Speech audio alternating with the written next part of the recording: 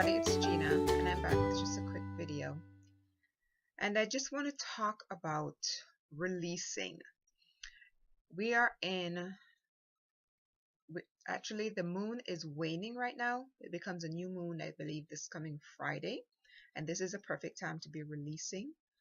This is also December 2018. It's the last month of the year, so we should be thinking about what things do we want to release in this month. What things do we not want to carry over into the year 2019? What do we want to be releasing that's no longer serving us, so that we may have a more productive, more prosperous, more bountiful 2019? So what are we going to be releasing so that we can begin 2019 with a clean slate, fresh ideas? What are we going to let go of in 2018 so that we can begin 2019 anew? So as I was thinking about this, I started to make some notes. So I will periodically glance at the notes as I'm speaking to you guys. So if you're not sure about what you are going to be releasing for in this month to prepare you for the year 2019, here are some ideas of what you can start thinking about, ways to help you to come up with the things that you're going to be, that you should be releasing. Well, one of the first things that you can do is you can start making lists, and that might be pretty easy for some of you to do. You could start making lists of maybe thought patterns that you might have had over the last year that you realize didn't really work, or maybe sometimes they worked, sometimes they didn't. Why did they work here? Why didn't they work in this part? Maybe you could start thinking about behavior patterns. Maybe you want to start shifting to getting up a couple hours earlier than you've been doing, and preparing yourself a little bit better for the day. Maybe you want to start going to bed a little bit earlier rather than staying up until midnight and then you're not getting enough sleep. Little things like that. So behavior patterns is one thing. You could also start looking at all of the things that you may own, because stuff tends to hold us back, and simply because we hold on to stuff, so the stuff kind of becomes, we're not necessarily the owners of the stuff anymore, because the stuff tends to hold us back. And I'm going to talk about that in a little bit more.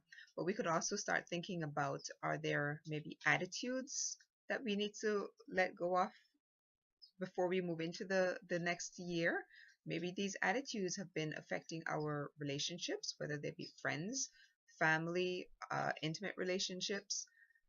Those are some serious things that might be the hardest things for us to really think about and to let go of, because when you start to look deep inside, sometimes what we find is not necessarily a pretty picture, but it's necessary in order to move forward into the being that we really need to become. Or maybe we've been fighting different emotions.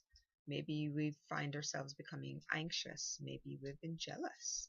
Maybe we've been timid and really stepping back rather than stepping into the person that we know that we should become. But instead, we've been so shy, we don't really want to shine our light for others to see. So maybe that's something that we really need to release now, so that when we step into 2019, we can really begin to shine our light, because there are others out there who need to see your light.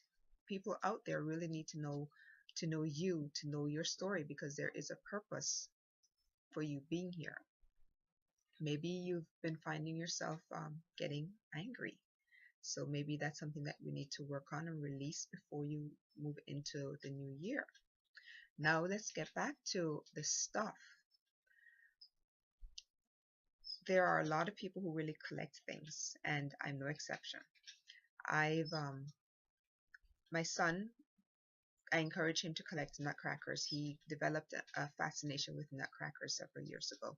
So for a number of years, I would get him a nutcracker every year for Christmas. So we've got quite a collection. Now we've stopped because he's got quite a big collection, and he's really, at his age, he's really not too interested in collecting them anymore. But the collection that he does have, he really does love. I started to collect stamps when I was very young. I also collect chopsticks. So there's certain things that I absolutely love to collect. But recently, I moved from one home into the home that I'm currently living. And of course, when you're having to pack up, that's when you do realize how much stuff you have. So one of the things, of course, that I had to do was to sit down and go through everything that I own and determine, okay, do I really want to take this with me to the next home? Let's take a look at my closet. The year prior to that, I'd actually given away about 2/3 of my clothing. And I still went through and donated quite a bit more because I wanted to get down to my basic, the clothing that I absolutely loved. So maybe that's one thing you need to start with, or you would like to start with, is go through your closet. Do you really think you're going to be wearing that pair of jeans hanging in there that you haven't worn for 3 years? If not, look for some charities, go through your clothing, determine what you want to release, and either donate or have a garage sale. Do the same thing, move into your kitchen. Do you really need to have 3 spatulas or 4 slotted spoons? This is one of the things that I noticed as I was going through my things in the kitchen, was that I had multiples of certain things and I really didn't need that many. So I donated those, or they were put into the garage sale and they were sold.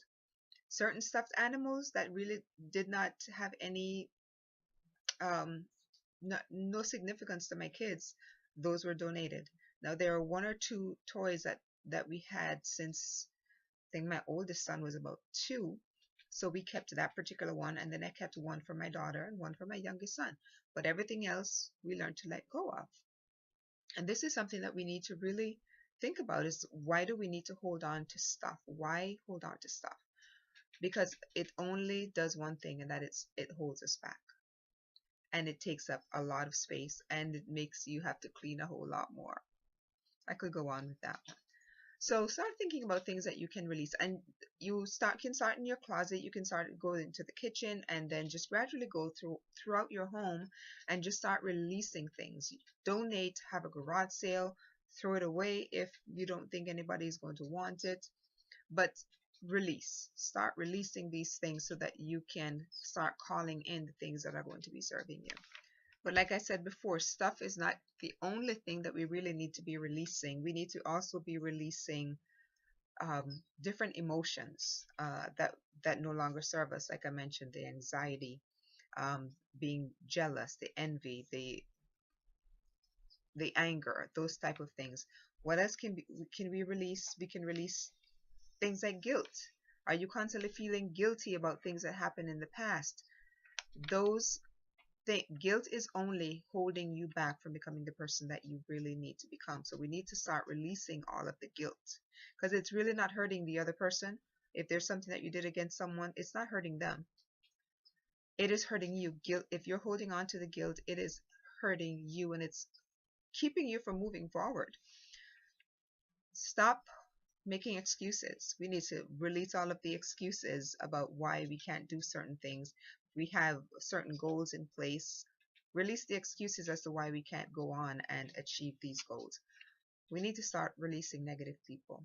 Are there negative people in your life who are constantly like energy vampires, constantly sucking the daylight out of you? We need to start making choices as to who we want to be around. They say that you are the accumulation of the 5 people that you spend the most time with. And this is going to be a whole other video. But think about this. Think of the 5 people you spend the most time with. Do you really want to be the accumulation of these 5 people? So let's start releasing the negative people. Start releasing the anxiety. Get rid of the anxiety, the overthinking, all of the what ifs. Get rid of that type of thinking. Start releasing being a people pleaser. And I know this is hard because we all want to please people. We all want to make sure everybody's happy. We all want to make sure that we do things that we want people to like us. And so this is, I know, going to be hard for some people to hear, but we need to stop being people pleasers. We really do. Stop with the negative self-talk. So many of us look in the mirror and we have all of this negativity to say to ourselves, and we don't realize that by speaking negatively to ourselves, we're just blocking everything that is supposed to be coming to us, all of the abundance, all of the wealth, all the health. We're just simply blocking all of that goodness that is supposed to be coming to us simply by speaking negatively to ourselves. So we need to stop with the negative self-talk. We need to stop with the limiting beliefs. Release all of that before the new year comes. Release the limiting beliefs. Release all the trauma that we might have gone through. We hold on to trauma in ourselves and wonder why we can't move forward, because all of our cells are just trapped with all of this junk from the past. And the past is not helping us. And the future is not helping us right now. We need to be in the present. Right now, our bodies are just filled with so much trauma. We need to release. We need to release our body from all of that trauma, all of that stored up junk in all of our cells. We need to release toxic friends. And some of our friends might have been ones that have been around us for a long time, and we can't possibly imagine our life without them. But what will your life be like if there's no more toxicity around you? We need to release sickness. And that's easier said than done, yes, but I know how hard it is, but I also know what it feels like when you can release sickness from your body and stop claiming sickness.